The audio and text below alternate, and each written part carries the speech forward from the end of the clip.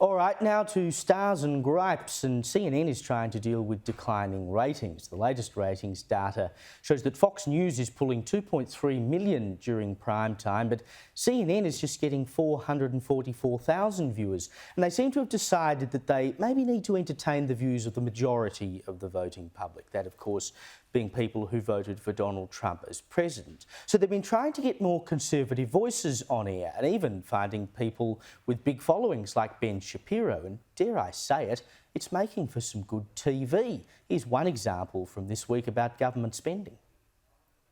Our national debt shot up significantly after 9/11, after we started invading countries in the Middle East. You should look at a chart. Now we're at 30. In 2008, we're spending hundreds of billions of dollars on Israel, on Ukraine. I mean, honestly, these foreign conflicts have a lot more to do with our national debt as opposed to us paying into Social Security. You think Israel is a bigger portion of our budget than Social Security, Medicare, I think we Medicaid? spend way too much money on military aid for foreign countries. You think Absolutely. Israel is more Do than you Social think Security? that Social Security is more of an issue compared to how much money we just shell out for conflicts abroad? As a matter of expenditures and math, yes. Joining me now is host of the Power Hour on Sky News Australia's digital platforms, Gabriella Power. Welcome to the desk. Thanks for having me. I mean, I'm glad to see CNN getting on board and having some conservative voices involved because, you know, it's the least you owe people. And I mean, Sky News viewers will well know that we have lefties who come on and face the lions. They do. Quite often. Joe Hildebrand joins me every week on the Sunday Showdown, and Stephen Conroy and plenty of others. It's the least you owe viewers. So, but do you think they're doing it because they think it's the right thing to do, or they're looking at the ratings and going, well, actually, we've got to do something here? Well, they're in trouble, aren't they? When you look at those ratings, they're going down and down every month. But isn't it brilliant TV when you have people like Ben Shapiro and Scott Jennings? I mean, it's great to have Ben Shapiro on that panel because Scott Jennings does so much of the heavy lifting, and I don't know how he deals with it all the time when he's in the panel of people going absolutely crazy when he brings some common sense. And just as to that argument that we just played, it was brilliant to see Ben and Scott kind of working together to call out a bit of the lies. Because if you look at the facts in terms of how much money the US government spends when it comes to Social Security, Medicaid and Medicare, it's close to $3 trillion. When you look at how much it spends on defence, it's around $1 trillion. So that argument doesn't really stack up, as Ben Shapiro says. I don't think facts cares about your feelings. And I know that there is this sentiment in the US that plenty of Americans don't want to see America getting caught up in wars. But Israel is an ally, and I think some of those comments there seemed a little bit anti-Israel. And you look at what America and Israel have been able to achieve this year. Because of Israel, America was able to go in and take out Iran's nuclear facilities, which we should all be grateful for. So look, I think CNN needs to bring back Ben and bring back some more conservatives, please. Yeah, and I mean, those ratings are just so stark when you look at it. You know, 2.3 million for Fox and CNN can only get 444,000.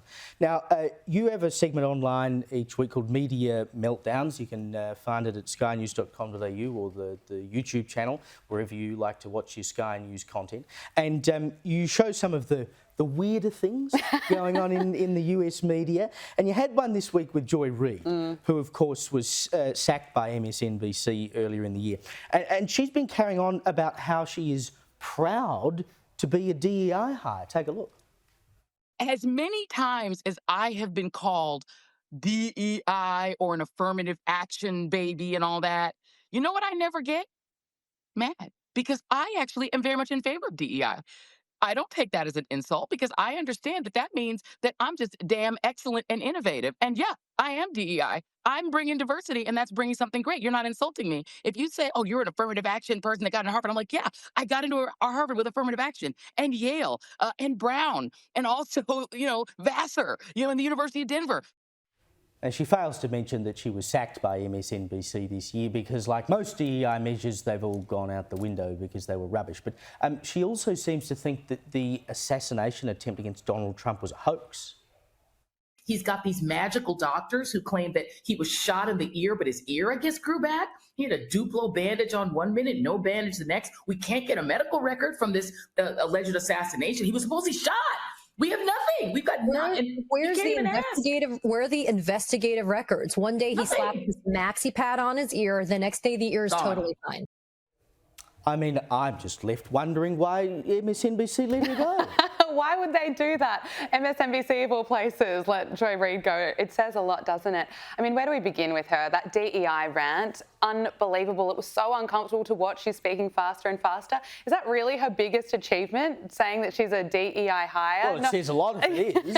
And she brags about it, you know, as opposed to getting accepted into a university or having a great position at work because of merit, because you earned it. No, it's because of DEI. So, look, she just goes on these unhinged rants, even post her work at MSNBC. She's got a new YouTube channel and it is crazy. There is so much content on there.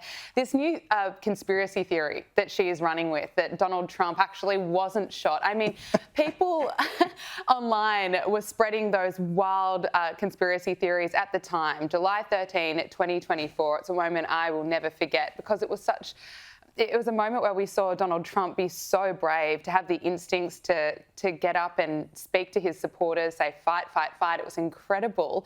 And look, Joy Reid just needs something to talk about. So she's going back to these conspiracy theories that were running around more than a year ago now, and she's bringing them back and trying to push this kind of fake story. And it, of course, comes just a few days after there were rumours that Donald Trump was dead. Yes, and so, look, she needs something to talk about, so she's running with this. But, look, who is her audience when you think about it? Who is she speaking to? Who really wants to listen to those crazy rants and then listen to these to this theory? Well, you could probably argue she has a diminishing audience, otherwise MSNBC would have kept her on if they thought she was a ratings winner.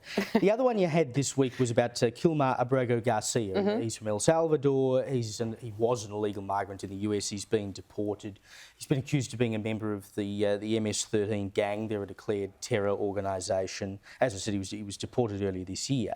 So the Homeland Security Secretary, Kristi Noem, was interviewed on CBS and she was asked about him. This is what they put to air.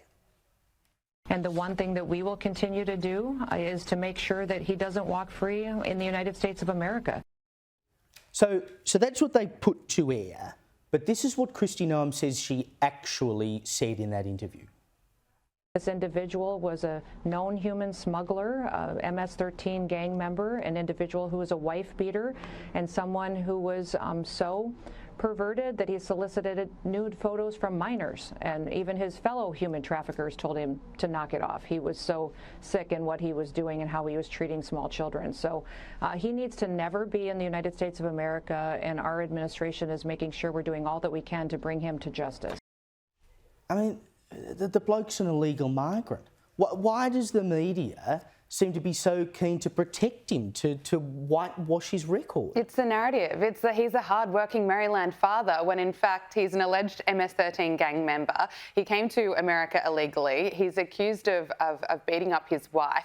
This is not someone that people would want in their neighbourhoods. He has MS-13 tattooed on his hands. Yet, of course, CNN wrote an article earlier in the year saying tattoos on Abrego Garcia's fingers are not proof that he's a member of this MS-13 gang, according to the experts. And, you know, you just have to laugh when you hear things like that. But well done to Kristi Noem for calling this out. It is absolutely bizarre that CBS would want to cut out those details, those facts, to cover, really, for Garcia. Indeed, and it's not the first time it's happened in relation to him. Gabriella Powell, thank you for joining me tonight.